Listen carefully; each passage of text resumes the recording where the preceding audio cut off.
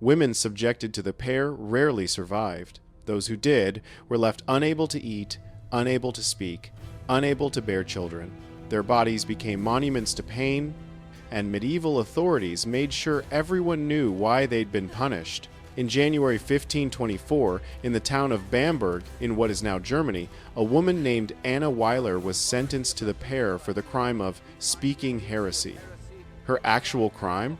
She'd questioned why priests could own property when Jesus had preached poverty. That single question asked once, in her own home, to her own family, was enough. They inserted the pear into her mouth and turned the screw until her jaw broke in 3 places. She died not from the device itself, but from choking on her own blood and shattered teeth. The official record states she was given appropriate punishment for blasphemy against holy doctrine. Her body was dumped outside the town walls, denied Christian burial. But here's what should terrify you. The pear of anguish wasn't considered exceptional torture. It was routine. Parish records from across medieval Europe listed as casually as we might list a parking fine. Applied the pear, subject confessed. Executed, following morning. That's the actual bureaucratic language they used. 3 sentences to describe the complete destruction of a human being, and they did this hundreds, possibly thousands of times across centuries. We'll never know the real number because so many records were destroyed, lost, or simply never written. Most women tortured with the pear were poor, illiterate, with no family to record their names. They vanished into history like they'd never existed, which, of course, was precisely the point. But torture wasn't always about extracting confessions. Sometimes it was about public humiliation, breaking a woman's spirit where everyone could see.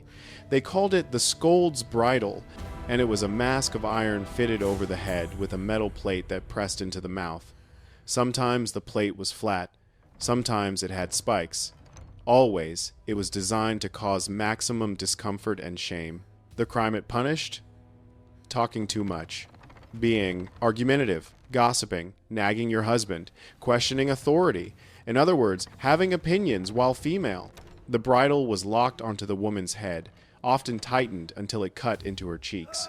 Then she was paraded through town, led through the streets by a chain attached to the bridle, forced to walk while neighbors jeered and threw waste.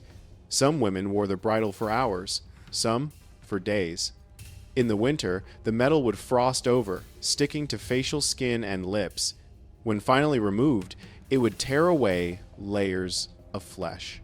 Records from 17th century Scotland describe women left permanently disfigured, their mouths unable to close properly, their speech slurred for life. But the physical damage was secondary. The primary purpose was humiliation, to make every woman in town understand that their voices existed only with male permission. The ducking stool combined torture with a perverse kind of trial by ordeal. It was a wooden chair attached to a lever mechanism, positioned next to a river or pond. The accused woman was strapped in wrists, ankles, waist bound so tightly she couldn't move, then dunked repeatedly into freezing water. In medieval winter, the water temperature could drop near freezing. Each immersion caused the body to go into shock. The first dunk took your breath. The second filled your lungs with water.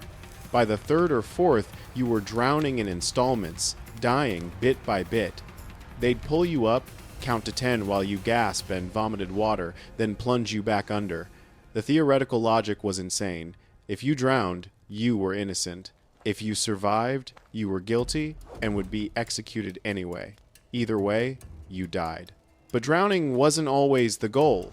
Sometimes the ducking stool was just the beginning, a way to soften resistance before real torture began. Waterboarding, that technique we associate with modern interrogation, was commonplace in medieval dungeons. They'd tie a woman to a board, tilt her head back, place cloth over her face, and pour bucket after bucket of ice water over the cloth. The water would flood into her nose and mouth, creating the sensation of drowning even though she was breathing air. It left no marks, caused no permanent physical damage, but it broke minds with ruthless efficiency.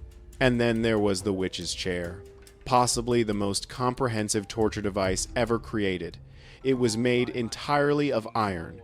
the seat, the back, the arms, the leg supports. Every surface was covered in spikes, not long enough to pierce vital organs, just long enough to break skin and keep breaking it with every breath, every muscle twitch, every involuntary movement. Sometimes they heated it. Charcoal placed beneath the seat, burning slow and steady until the iron glowed dull red and the smell of burning flesh filled the chamber. Women were stripped naked and forced onto the chair, then strapped down so tightly they couldn't lift their weight off the spikes even for a second. The pain was immediate, comprehensive, and unrelenting. Each spike created its own point of agony.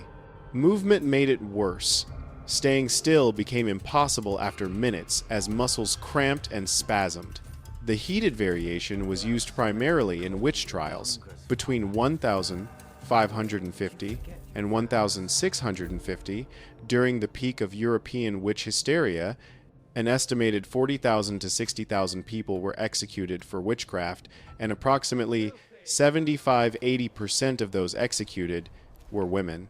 The witch's chair was a favorite tool of witch-finders because it produced confessions quickly. Women would admit to anything flying on broomsticks, consorting with demons, cursing livestock, causing storms after just an hour in the chair. The confessions were worthless.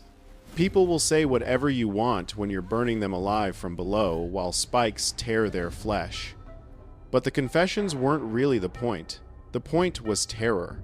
The point was showing every woman in the region what happened to those who didn't conform. Let's talk about the scale of this horror. These weren't isolated incidents. This wasn't a few sadistic individuals acting alone. This was systematic, institutional, legal torture spanning centuries across all of Europe. Court records from medieval England show torture warrants issued for women at a rate 3 times higher than for men.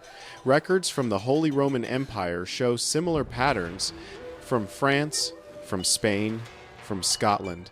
From every corner of medieval Christendom, the same story. Women were tortured more frequently, more severely, and for less serious accusations than men. Why? Because torture of women served multiple purposes. Yes, it extracted confessions. Yes, it punished perceived crimes. But more importantly, it maintained social control. It kept women silent, obedient, afraid. It reminded them that their bodies were not their own. They belonged to fathers, husbands, churches, kings, any man with enough authority to accuse them.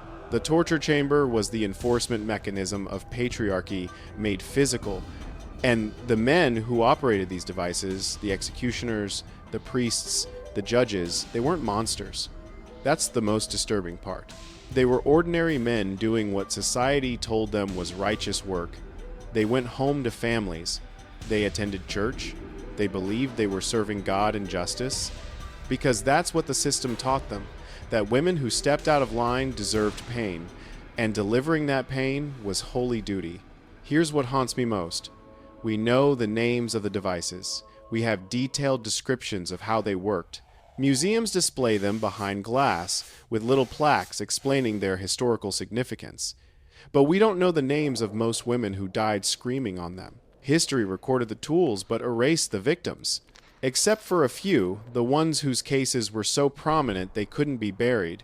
Women like Joan of Arc, burned at 19 for the crime of hearing God's voice and leading men into battle. Women like Agnes Waterhouse, the first woman executed for witchcraft in England in 1566, tortured until she confessed to owning a demonic cat.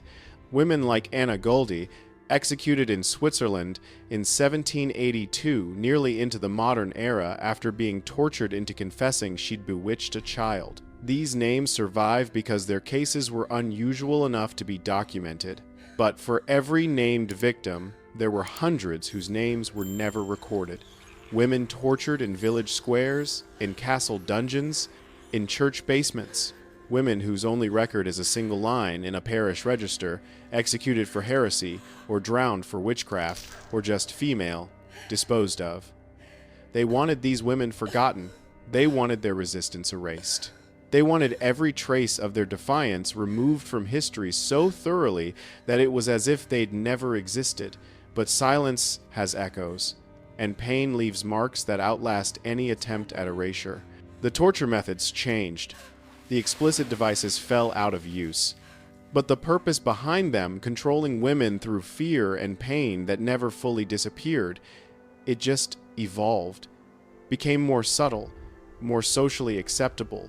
The witch trials ended, but the logic that fueled them persisted, that women who don't conform deserve punishment, that female bodies are sites for male control, that resistance must be broken. We tell ourselves we're more civilized now. We look at medieval torture devices in museums and feel superior, grateful we live in enlightened times. But every woman who's been told she asked for it, every girl taught that her body is shameful, every victim blamed for her assault, they're living with the legacy of those torture chambers. The devices are gone, but the message remains.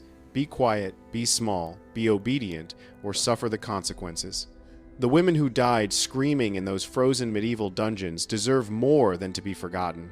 They deserve to be remembered not as passive victims, but as people who refused to submit, who spoke when they were told to be silent, who loved when they were told not to, who existed boldly in a world designed to erase them. They lost. Most of them died horribly. But they didn't disappear. We're still here, still speaking, still refusing, still existing in defiance of every system that tried to break us. That's their legacy. That's what survives when the torture devices rust and the dungeons crumble. Want to explore more of the dark truths history tried to bury? Subscribe to Flow of History, because the stories they tried to silence are the ones that matter most.